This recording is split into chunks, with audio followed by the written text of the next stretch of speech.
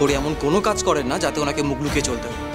আর তাছাড়া সকাল থেকে উনি কষ্ট করে আমাদের সবার জন্য ওই মিষ্টি আর পায়েস বানালেন, তাতে নিজেই নুন দিয়ে সবার খাবার নষ্ট করবেন? এটা আমি বিশ্বাস করি না। এই তো এসে গেছে খড়ির বিনে পয়সার উকিল। কি ব্যাপার কি বলতো? তুই ওর কথায় এত এত এত ওকালতি করিস কেন? কিসের জন্য করিস? হ্যাঁ, তুই নিজে খেয়ে দেখিসনি পায়েসটা নুন ছিল না চিনি ছিল? হ্যাঁ, ওই পায়েসটা খেয়ে আমার দুতি অসুস্থ হয়ে গেল, বেচারা ওপরে কি শুয়ে পড়লো, দেখলি না? হ্যাঁ মম, আজকে কিন্তু দুতির আর আমার সন্তানের অনেক বড় ক্ষতি হতে পারত। এক্স্যাক্টলি। ইনফ্যাক্ট আমার তো মনে হয় পুরোটা ও ইন্টেনশনালি করছে যাতে দুতির ক্ষতি হয়, দুতি সাফার করে, ওর গর্ভের সন্তানটা। বড় বৌদি, আমি কিন্তু তোমাকে সিরিয়াসলি বলছি, এবার কিন্তু খড়িকে শাস্তি দিতেই হবে। বড় বৌদি, ও আমার দুতির গর্ভের সন্তান, এই পরিবারের উত্তরাধিকারী, তার ক্ষতি করার চেষ্টা করছে। না না, এটা মেনে নেওয়া যায় না। আমি ভেবেছিলাম যে দু একদিনের মধ্যে একটা ভালো দিন দেখে আমি ওই মেয়েটাকে 3 মাসের সাথ দিয়ে দেবো। ঘরের বাচ্চাটার মঙ্গল কামনা করবে কোথায়, তা না তার ক্ষতি করার চেষ্টা করছে। হ্যাঁ, এত বড় স্পর্ধা। বাচ্চা থাকলে তবে তো তার ক্ষতি হবে বড় পিমনি। পড়ে যাবো। ঋতিমান বাবু, আমার কথাটা শুনুন।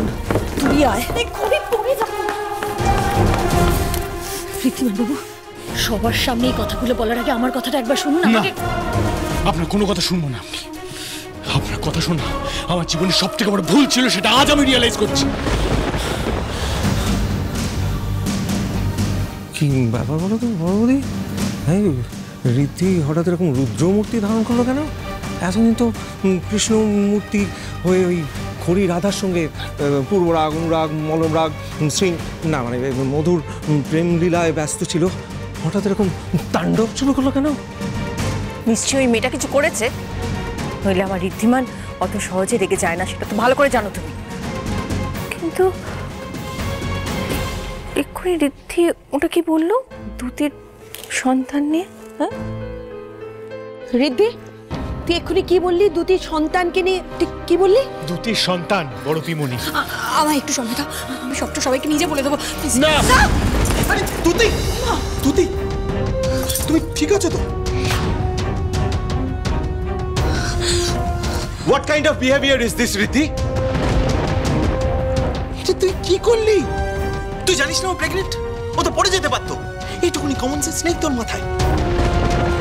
এই তো বড় বড় কথা বলিস যে সিংহরায় পরিবারের ছেলেরা মেয়েদের সাথে মিসবিহেভ করে না, কিন্তু এটা তুই কি করলি?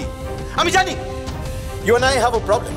আমার রিসেন্ট কিছু কাজে তুই আমার উপরে রেগেও আছিস। I completely get that, that's bad. But তাহলে তুই সবার সামনে আমার ওয়াইফকে এইভাবে ট্রিট করবি? তুই যা বলার আমাকে বল ঋদ্ধি। But when it comes to my wife, you cannot behave like that. Oh, now I get the point. Everybody is jealous. হিংসুটে প্রত্যেকে jealous. জেলাস কেন? মানে এসব কি বলছিস? কি উল্টোপাল্টা বলছিস? কেন জেলাস হবে? কোথায় উল্টোপাল্টা বলছি মধু? They are actually jealous. আমার ছেলে আর ছেলের বউ এই পরিবারকে প্রথম উত্তরাধিকারী দেবে। আমার নাতি এই বাড়ির উত্তরাধিকারী হবে। এটা ঋদ্ধি আর খড়ি সহ্য হচ্ছে না। That's it. কোনো উত্তরাধিকারী আসছে না বড় পিমনি। সবটাই এদের অভিনয়, সবটাই মিথ্যে, সবটাই এদের নোংরা খেলা।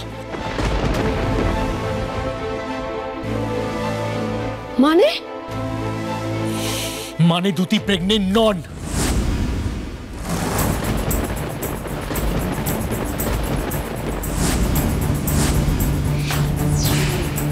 দুতি প্রেগনেন্ট হওয়ার অভিনয় করে আমাদের সকলকে বোকা বানিয়ে গেছে।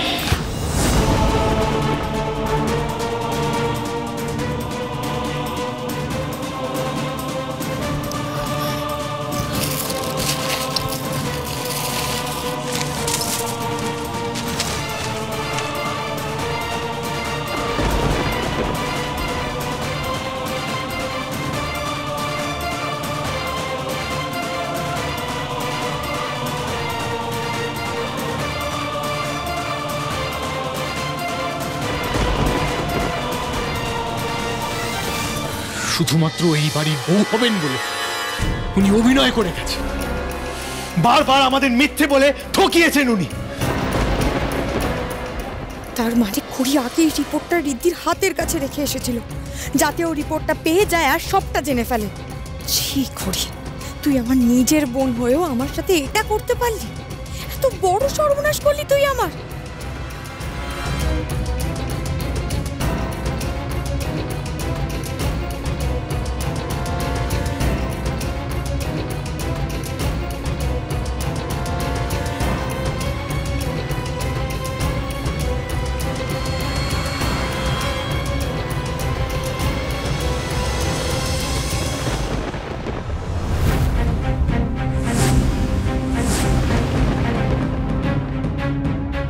কি বলছো তুমি রিদ্ধি?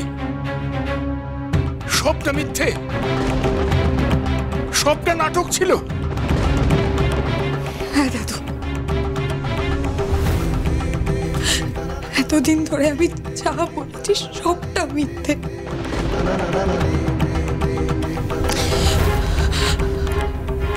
আমি মিথ্যে বলেছি, কারণ আমি মিথ্যে বলতে বাধ্য হয়েছি দাদু। এটা ছাড়া আমার কাছে আর কোনো অপশন ছিল না।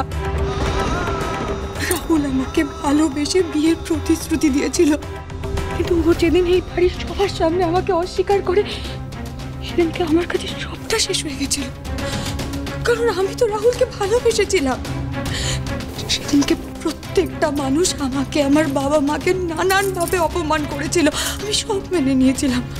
কিন্তু আমি রাহুলকে তো মন থেকে ভালোবেসেছিলাম, তাই ওর দূরে চলে যাওয়াটা আমি মেনে নিতে পারিনি। তাই যখন দেখলাম যে ওর কাছে ফিরে যাওয়ার আমার আর কোনো রাস্তা নেই, তাই বাধ্য হয়ে আমি। বাধ্য হয়ে মানে? বাধ্য হয়ে এত বড় একটা মিথ্যে বললে তুমি? না বড় মামি, আমি মিথ্যে বলতে চাইনি। আমি ভাবিনি যে এমন একটা মিথ্যে কথা বলে আমি আমার উদ্দেশ্য সাধন করবো। আমি তো এমনি এই মিথ্যেটা। আর একটা মিথ্যে কথা বললে এখানে জ্যান্ত পুঁতে দেবো তোমাকে। You liar, impostor!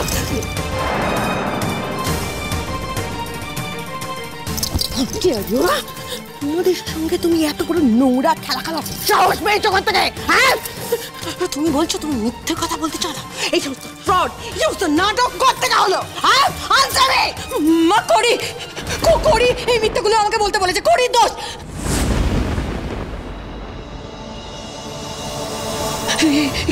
করির কথা আমি এই মিথ্যেগুলো বলেছিল। হ্যাঁ, করেই বলেছিল এই মিথ্যে কথা বললে রাহুল আমার কাছে আবার ফিরে আসবে, আমাকে বিয়ে করতে বাধ্য হবে, সব সিচুয়েশন ঠিক হয়ে যাবে। তাই তো আমি মিথ্যে কথাগুলো বলেছি। আবার মিথ্যে কথা বলছিস দিদি? মিথ্যে? চোখে চোখ রেখে কি করে মিথ্যে কথা বলছিস? আমি একটা মিথ্যে কথা বলছি না, সবটা সত্যি কথা বলছি। তোর কথা শুনে শুধুমাত্র বাবা মার মান সম্মান বাঁচানোর জন্য এই মিথ্যেগুলো আমি বলেছি, এই নাটকটা করেছি, আর এটাই সত্যি। আমি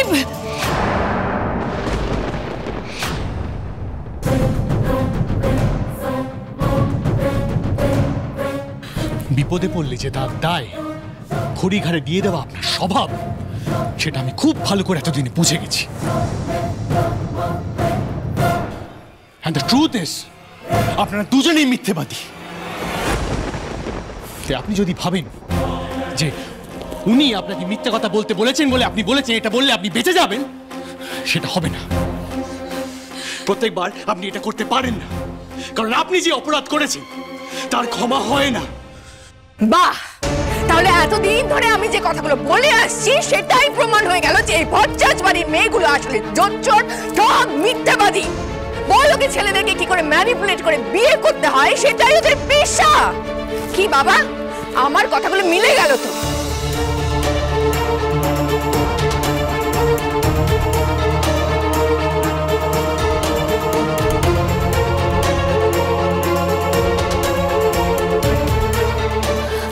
ম্যাডাম, ম্যাডাম আপনি আবার গলা নামিয়ে কথা বলুন, গলা নামিয়ে কথা বলুন।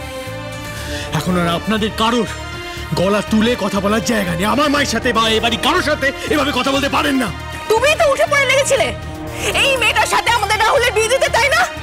হ্যাঁ, তুমি বারবার বোঝানোর চেষ্টা করেছিলে প্রত্যেকটা মানুষকে এই বাড়ির যে রাহুল আসলে ঠক, রাহুল ফ্রড করেছে তোমার এই দিদির সাথে। কিন্তু in reality it's just the opposite.